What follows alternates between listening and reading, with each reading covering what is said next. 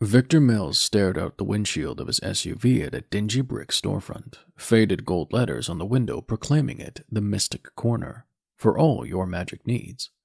Only shadows lurked behind the glass. It had the dilapidated look of disrepair, just another abandoned building on a neglected street in a dying town, not worth a second glance. But he could smell the disguising magic used to make human eyes slide right past, ensuring anyone unaware of the supernatural world never suspect what lay within. He'd never been inside. His father had been a frequent visitor, though, making the 40-minute drive as often as he could to see the shop's former owner, and Victor didn't like to think about what had happened because of that. Streetlights cast a sickly glow on the crumbling building, its appeal equal to Victor's desire to be there. Hiring a mage, of all people. From this shop of all places. But with the way his life had been going, he shouldn't have been surprised. Par for the course, really, and he only had himself to blame.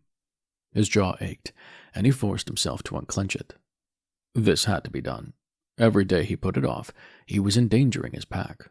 His territory wards were failing, the protection they provided weakening and slipping out of his control. It had been the better part of a month, and nothing had stopped them from deteriorating further.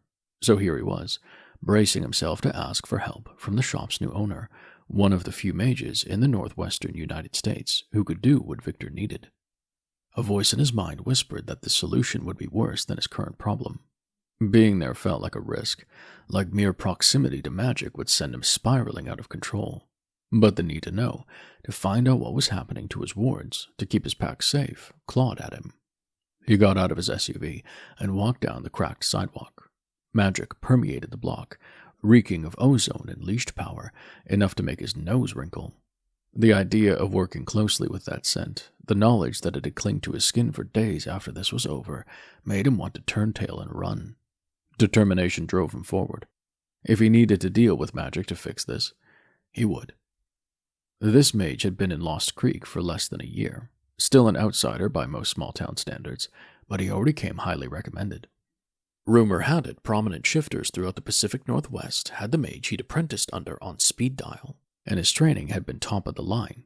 The alphas of both neighboring packs had used his services shortly after he'd arrived. He'd removed a hex on an heirloom owned by the McFarlane Pack Alpha, and had run off Fae that had invaded the Lucas Pack's territory. Alpha Lucas had said he seemed decent, cold and aloof, as most unaffiliated mages were outshifters, but he hadn't tried to screw him over on the price. He hadn't taken more than he needed. The way Grant Lucas had said that last part had put Victor on edge.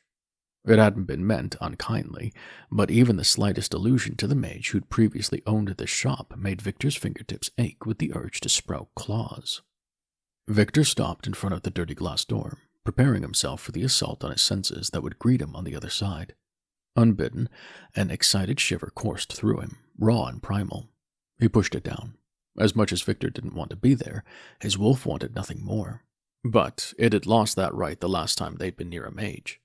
He'd never been at odds with his wolf before. Magic was the only point of dissonance between them. Being unable to trust his instincts on something so fundamental had tilted his world in a way he hadn't adjusted to yet. He reached out and pulled the old-fashioned handle, half surprised it didn't fall off in his hand.